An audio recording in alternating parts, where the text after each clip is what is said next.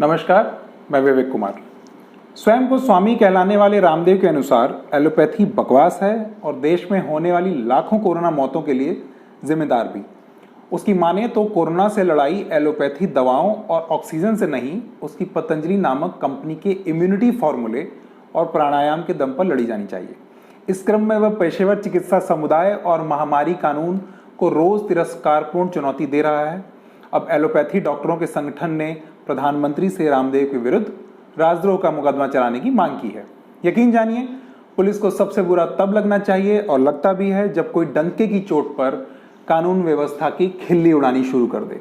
लेकिन अगर सामने एक राजनीतिक रूप से बेहद समर्थ भगवा वस्त्रधारी हो तो योग गुरु के रूप में मशहूर और आयुर्वेद को ढाल बनाकर धंधा जमाने वाले व्यापारी रामदेव ने अपने खिलाफ आपराधिक कार्रवाई की आईएमए की मांग पर ललकारा दिया है कि किसी का बाप भी उसे गिरफ्तार नहीं कर सकता।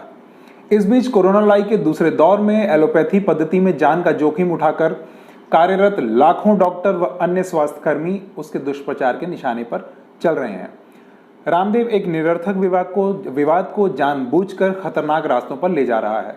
वह इसे आयुर्वेद बनाम एलोपैथी का रूप देना चाहता है, जबकि सभी जानते हैं कि उसकी रणनीति कोरोना संदर्भ में रामबाण दवा की तरह प्रचारित किए गए अपने उत्पाद कोरोनिल की निर्बाध बिक्री और व्यापक महामारी मुनाफे में हिस्सेदारी को लेकर ही है। जड़ी बूटियों की बात करने वाले छद्म विज्ञानी रामदेव की पेशेवर हैसियत कहीं से भी आयुर्वेद के वैध परोपकार होने की नहीं है, लेकिन वह इस पारंपरिक चिकित्सा पद्धति का अरसे से स्वयंभू प्रवक्ता बना बैठा है। ठीक उसी तरह जैसे पतंजलि का नाम लेकर आसन व्यायाम सिखाते सिखाते वह योग गुरु बन गया था। पतंजलि कंपनी की कोरोनिल का प्रचार एक तथाकथित रिसर्च बेस्ड कोरोना दवा के नाम पर किया जा रहा है। दावा है कि मरीजों पर ट्रायल से सिद्धि पाई गई औषधि है और निरोधक, उपचारक और पोस्ट केयर में खरी, यानी 3 आयामी। यहां तक कि इस रिसर्च को पूरा डेटा भी उपलब्ध कराने की बात की जाती है, लेकिन तथ्य यह है कि किसी भी मानक राष्ट्रीय या अंतर्राष्ट्रीय संस्थान से इस रिसर्च को कोरोना इलाज के लिए वैलिडेट नहीं कराया गया है। वर्ल्ड हेल्थ ऑर्गेनाइजेशन तो दूर रहा, किसी मान्य आयुर्वेदिक संस्था से भी नहीं।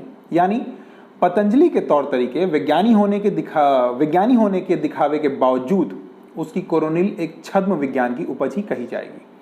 भारत का संविधान लोगों में मौलिक मिजाज लाने के लिए काम करने का निर्देश देता है।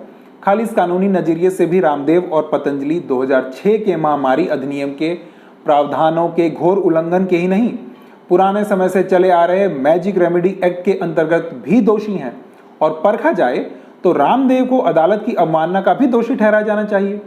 सर्वोच्च न्यायालय और कई उच्च न्यायालयों ने भी एलोपैथी उपचार उपलब्ध न होने और ऑक्सीजन की कमी के लिए केंद्र सहित तमाम राज्य सरकारों को आड़े हाथों लिया है।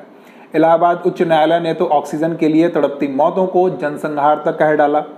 रामदेव का एलोपैथी पर अनर्गल हमला इस न्यायिक विवेक पर भी हमला करता है। लेकिन रामदेव का झूठ सिक्के का एक पहलू भर हुआ। इसे बल देने वाला दूसरा पहलू भी कम चिंताजनक नहीं है, और वह है एलोपैथी की लूट का। देश की पुलिस यहां भी प्रभावी कदम नहीं ले सकी।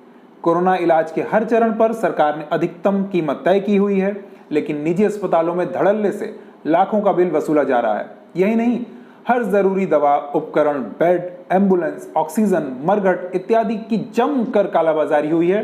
ठीक है, महामारी में अमीर गरीब सब शिकार बने हैं, पर अपनी अपनी पहुंच के हिसाब से इलाज की सुविधा का जुगाड़ करते हुए। इन आयामों पर रामदेव भी चुप हैं और आईएमए भी। दरअसल आम आदमी के नजरिए से देखें तो बहस आयुर्वेद बनाम एलोपैथी न होकर रामदेवी झूठ बनाम एलोपैथी लूट होनी चाहिए। रामदेव की सीनाजोरी की एक बड़ी वजह यह भी है कि वह एक वोट बैंक की अपील करता है, और इसलिए सत्ता के दावेदारों को उसे छेड़ने से पहले कई बार सोचना होगा। काफी पहले से ही भाजपा, कांग्रेस समेत कई पार्टियों के मठाधीशों ने उसे ढील ही नहीं बल्कि बढ़ावा भी दिया है। उसके वोट बैंक के लिए कोरोनिल बेशक छलावा सही, महंगे अस्पतालों के आर्थिक बोझ की तुलना में कहीं अधिक आकर्षक है। इसका छद्म विज्ञान समाज के एक बड़े अंधविश्वासी तबके, जो वैक्सीन के बरक्स गौमूत्र पर अधिक विश्वास करना चाहता है, उनके लिए ग्राह्य हो जाता है। इस वोट बैंक की खातिर ही सत्ताधारी फिलहाल उसी तरह चुप है जैसे कभी बलात्कारी राम रहीम और आशाराम के कारनामों पर रहा करते थे। क्या रामदेव एक व्यापक षड्यंत्र के तहत मोदी सरकार की कोरोना असफलता से ध्यान हटाने के लिए सब कर रहा है? इस बहस से स्वतंत्र भी मानना होगा कि कोरोना का वर्तमान काल कोई सामान्य समय नहीं है। दांव पर लाखों जान है, लिहाजा देश में महामारी व्यवस्था की सफलता के लिए रामदेव के आयुर्वेदिक झूठ से तुरंत निपटना भी उतना ही जरूरी हो गया है जितना एलोपैथी लूट से। शुक्रिया।